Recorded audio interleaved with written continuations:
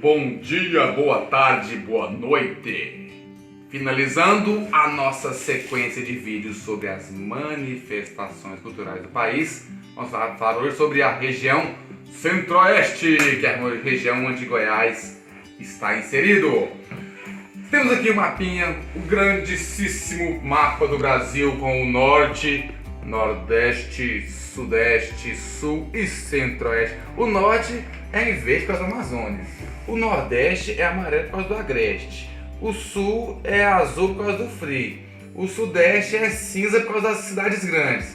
Agora o Centro-Oeste é vermelho, não sei por que não, viu? Vamos tentar descobrir, vamos lá. Aqui nós temos aqui o nosso Centro-Oeste, Mato Grosso do Sul, Goiás e o quadradinho, Distrito Federal, não é isso?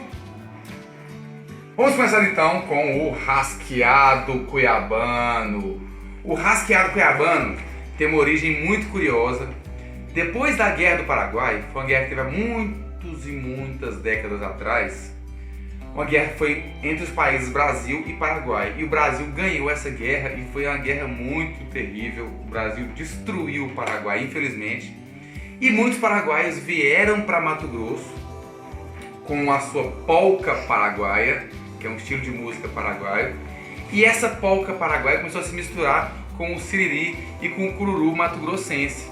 E aí assim surgiu o rasqueado cuiabano, nosso querido povo cuiabano que fala assim, como é peche comacheche. Vote, quem já foi em Cuiabá, em Mato Grosso, sabe como é que esse pessoal fala. Então vamos ver aqui as imagens.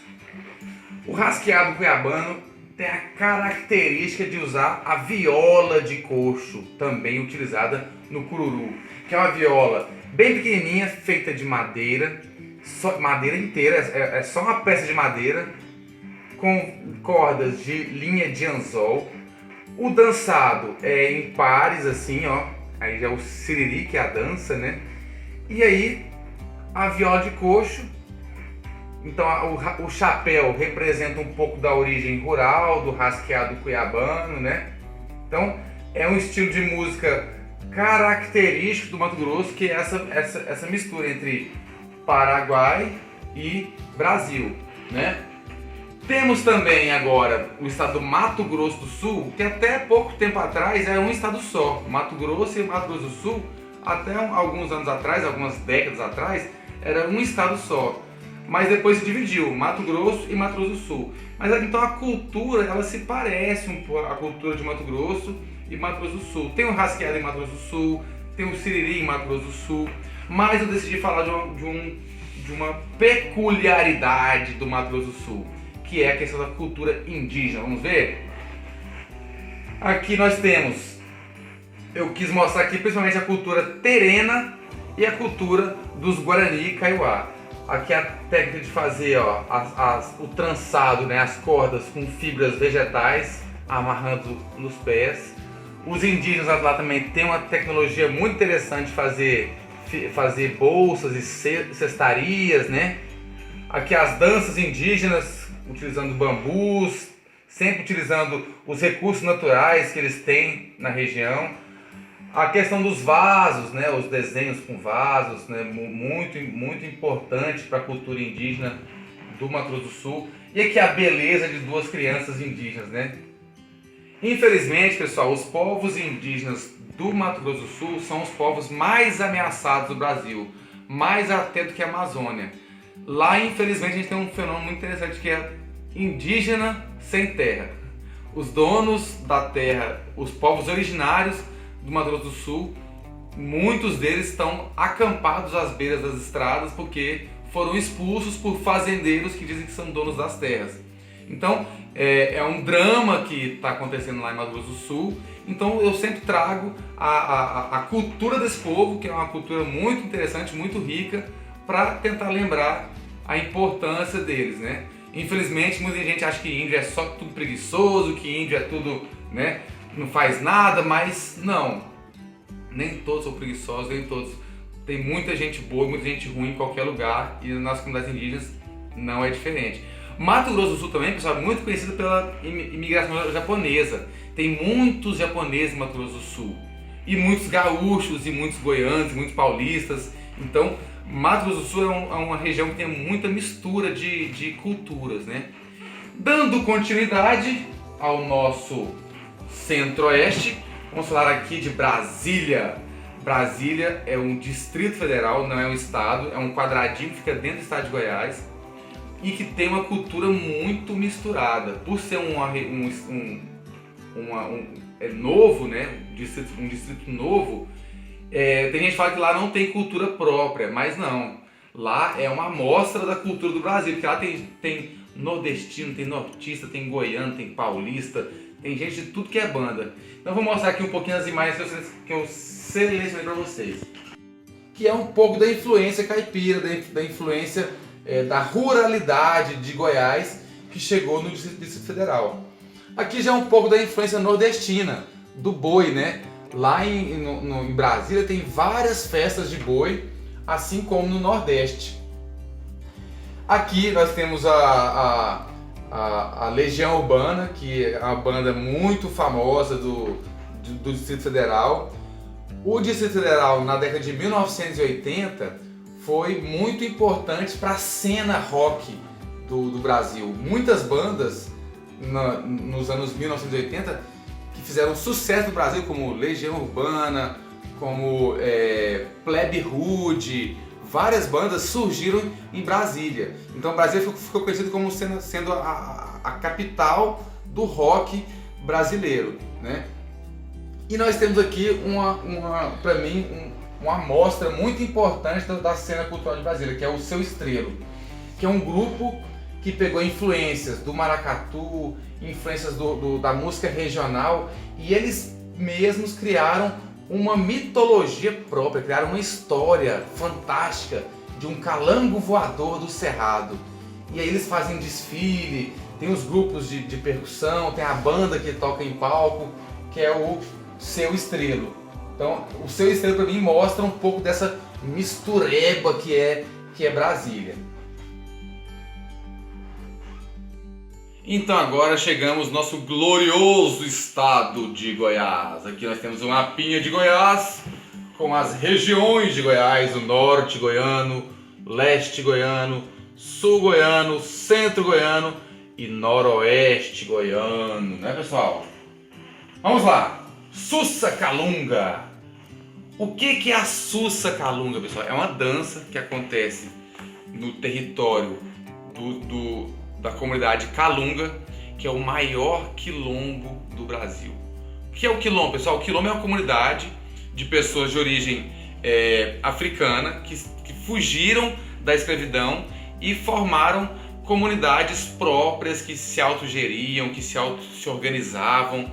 E o quilombo do Calunga é um quilombo muito importante porque ficou muito tempo isolado. E eles criaram então uma cultura própria, uma cultura muito única, muito interessante. E a Sussa, vamos ver aqui as imagens.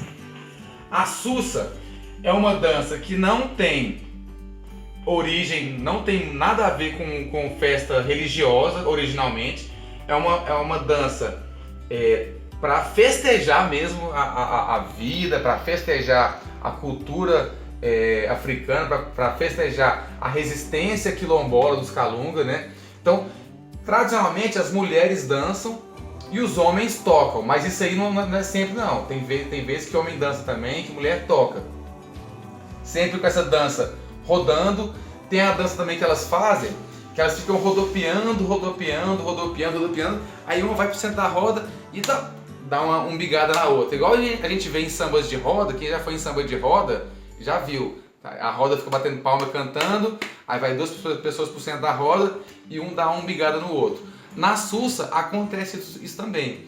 Dois instrumentos são muito interessantes na Sussa. Um é o ronca, que é uma espécie de cuíca. Sabe a cuíca, aquela do samba?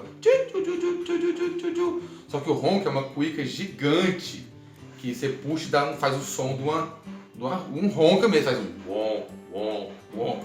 E a bruaca.